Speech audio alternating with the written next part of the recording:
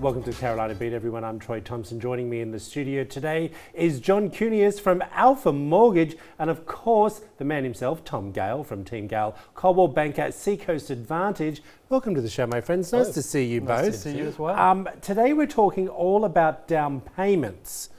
Now, a lot of people get nervous when it comes to buying a home. But before we get to that, I just wanted to touch base with you. I asked you off camera, how long have you guys been working together? Because you being the real estate agent, the dream maker, and then you put it all together when it comes to getting the money. How long have you guys worked, even though you're not part of the same business, Sure. but you work so close together? Yeah, we have mutual clients that we've been helping for probably 10 years or so. Yeah. It's been a while. So you would have seen it's such a dramatic change when it comes to mortgages, what's available in regards to down payments and things like that. Those things have varied, but still just a little. Yeah, Yes. So. Pre-2008 is very different from today. Okay, all right. Let's talk a little bit about, let's get down to the nuts and bolts, can we? Mm-hmm. How much money do I need for a down payment realistically? So there are a couple different loans, both government loans that require zero money down. But in the conventional world, typically you need at least 3% down. Okay. And more times than not, 5%.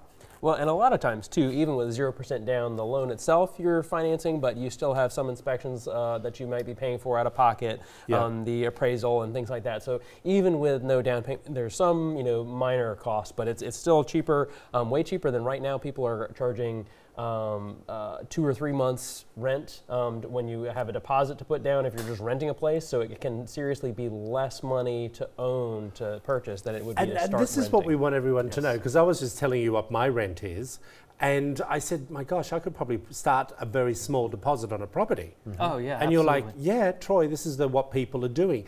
Why is it so darn easy right now to be able to do that?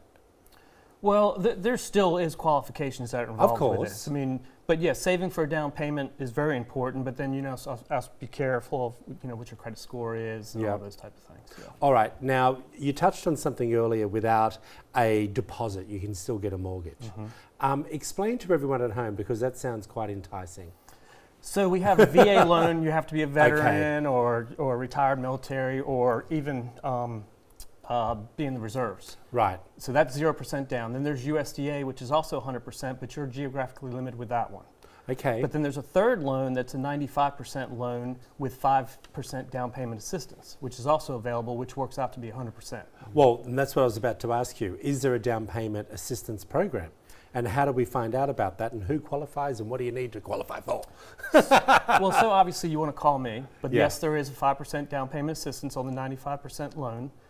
There are some guidelines that you have to follow, as in you have to live in the house for a certain amount of time prior to selling it, or you have to pay that money back. Well, and one other thing too is I am one of the handful of workforce housing specialist agents here in town, and so that means that I've gone to a lot of training on some of those specialized loan programs that would be for, again, those people that might not qualify for more mortgage without having this assistance. Well, and this is a question that I was going to ask you.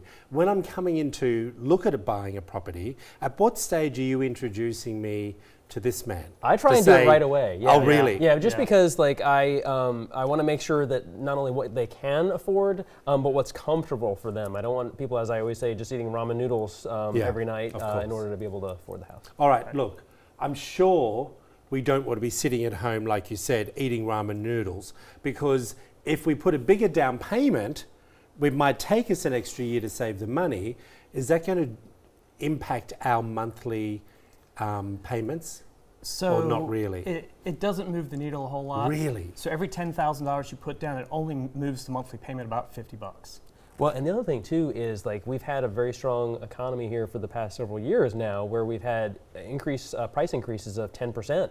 So if you've saved up $1,000, but the price of the home you want increased $10,000, you're not getting ahead. You're defeating the purpose. Right. We appreciate both of you coming in. Thank you so much. If you want to find out more on how to get into that perfect home or your dream home, you need to call these two guys. All the information's up on the screen.